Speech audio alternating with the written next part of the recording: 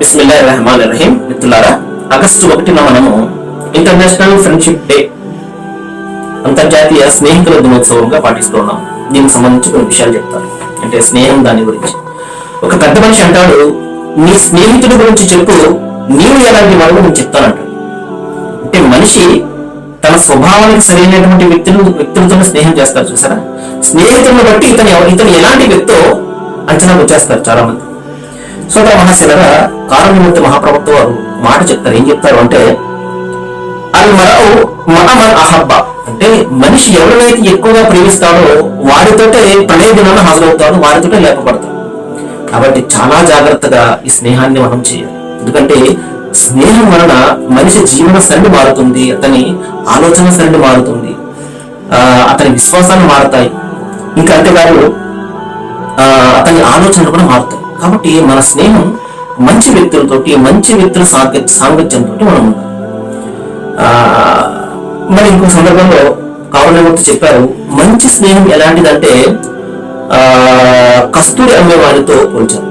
మంచి స్నేహం కస్తూరి అమ్ముతాడు, సెంటు ఇవన్నీ అమ్ముతాడు. చూసారా, మనం కొనకపోయినా దగ్గర ఉంటే ఆ సువాసన మనం వెదజల్లుతూ ఉంటుంది, ఎంతో కొంత ప్రయోజనం ఇస్తూ ఉంటుంది. అదేవిధంగా చెడు స్నేహము ఒక కొలిమితోటి పోల్చాడు.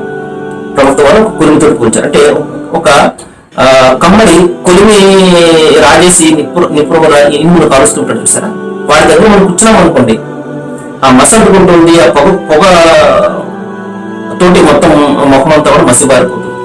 అంటే చెడ్డ వ్యక్తులతో మనం దగ్గర వెళ్ళకుండా కొంచెం దూరంగా ఉన్నప్పటికీ కూడా వాళ్ళ యొక్క ప్రభావం మనపై పడుతూ ఉంటుంది. కాబట్టి ఈ సందర్భంలో మనం ఏం చేయాలి అంటే, మంచి వ్యక్తుల యొక్క సాంగత్యాన్ని, స్నేహాన్ని మనం ఎంచి వాళ్ళ చుట్టూ స్నేహం చేస్తూ ఉంటారు. ఇలాంటి వ్యక్తులు ఒక్కడున్నా మనకు సరిపోతుంది. ఎందుకంటే మన తప్పుని ఎత్తి చూపుతూ మనం సంస్కరించే విధంగా మన స్నేహితులు ఉండాలి తప్పించి మన తప్పుని సమర్థిస్తూ మన చేత మరింత తప్పులు చేసే విధంగా ఆ స్నేహం ఇంత మాత్రమే ఉండకూడదు. మహాప్రవక్త ఇంకా చివరిగా నేను చెప్పే విషయం ఏంటంటే, ప్రవక్త చెప్పారు, నీ స్నేహితుని తప్పులను కప్పిపెట్టి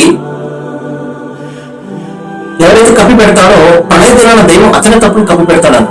మరి అంతేకాదు, నీ స్నేహితుడు ఏదైనా లోపం ఉంటే అది బయట వ్యక్తులతో దగ్గర దాయను, ఆ వ్యక్తికే, ఆ స్నేహితునికి చెప్పు, నేను ఈ లోపం ఉంటే తొలగించుకొని, అంతే తప్పించి ఆ లోపాన్ని పరిలోకంగా ఇంత మాత్రం కూడా ప్రచారం చేయకని చెప్పేసి ప్రభుత్వం చెప్పడం జరిగింది.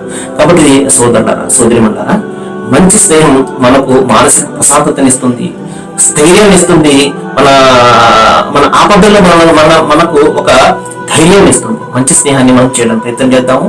Thank you very much.